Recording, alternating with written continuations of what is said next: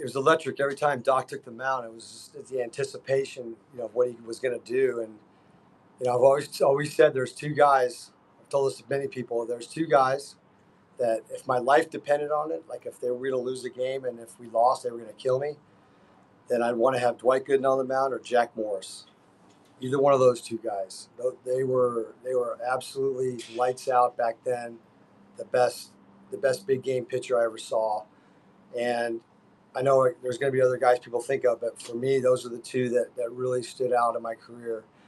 And every time Doc took the mound, I mean, it was just, how many strikeouts is he going to get? And if you were going to get him, it had to be early. It wasn't going to be later in the ball game. It was going to be the first inning, maybe. But he was just dominant. I just remember watching, high-end quality major league future Hall of Fame hitters absolutely just melt like ice cream in the box when he was on the mound, because it was just unbelievable. When he got on a roll, it just had no shot, no chance. Those guys had no chance to hit. And when it was out, it was like a day off out there just watching him. It was fun. And we just wanted to get back in the dugout and hit and score a couple runs and, basically have fun the rest of the game. That's the way it felt.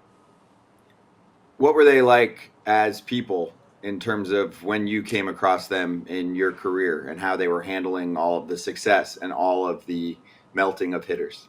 Yeah, that's a good point. So they were, get it? They were cool. So they were very good. They were good teammates, good in the locker room, and they're always talking and stuff. Jack would talk quite a bit. I mean, he was a little bit more veteran than Doc was at the time, but when I was over there, so he was more of a locker room presence than Doc was. Doc was content just to kind of hang out, do his thing. I mean, he's from Tampa, and we used to talk about the Bucks all the time, and we talked football and talked food and all that. And he loved to eat, that guy, and so just normal guy in the locker room. And Jack was a little bit more of a kind of a clubhouse leader in a way. I mean, certainly leader of the pitching staff. We didn't have that.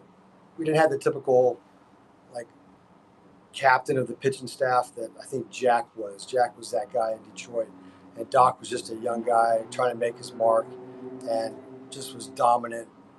He knew it, and we knew it, and as down to earth the guys you could get at that point. And of course, we didn't know what was happening behind the scenes, but with the drugs and stuff. But for most of his career with the Mets, he was pretty good. But you're saying Jack would talk a lot, talk like the leader, or he would talk smack? The way you said it kind of sounded like he would he was confident and would talk trash to dudes.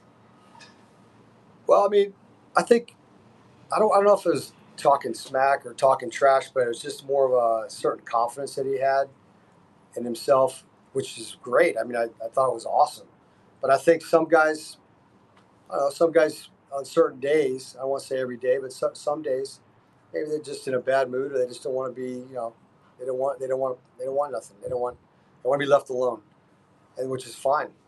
That's the locker room. You have that all the time. So, Doc was just always a little bit different than Jack. Jack was a little bit more like every now and then just didn't want to be hanging around. But with Doc, it was always like, hey, let's do some other, let's talk some more, let's do some, laugh some more. So just different personalities. But when they took the mound, that's who I wanted out there. All right, so we're not holding a gun to you, but you do have to pick now. You chose two. You can't choose two. You got to choose one. Only one can start. Oh man, only one can start. Well, I'll take the '86 Doc to start for my life. How about that? Okay. I've never been asked that about making a choice, so that's a good one. It's a tough question because I don't want to offend either guy.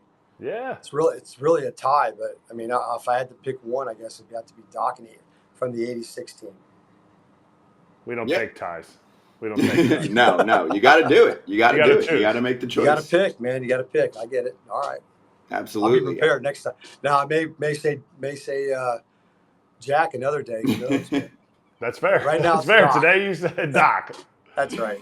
We're stepping aside for a quick sec to shout out our partnership with Shady Rays. And we're also going to show off some of the FT fam rocking the shades. AJ thinks he's an agent whenever he puts those on, and Locane's loving what he's got. I mean, here's the deal, okay?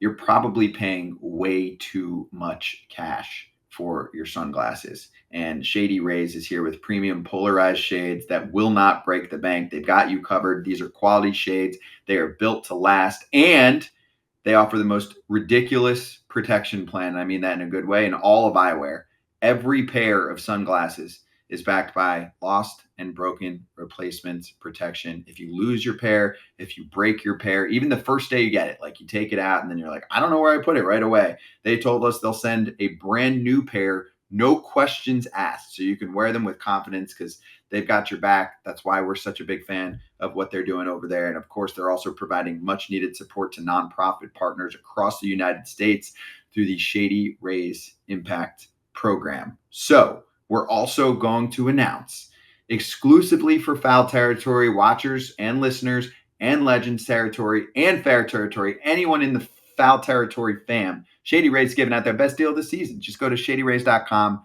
use the code FOUL, FOUL, all caps, please, for 50% off 2+ pairs of polarized sunglasses. Try for yourself. The shades rated 5 stars by over 250,000 people. And if you get them, post a pic, send them to us on our Foul Territory socials so we can tell AJ and maybe Locane that you guys look even better than they do. So make sure you get yourself a pair.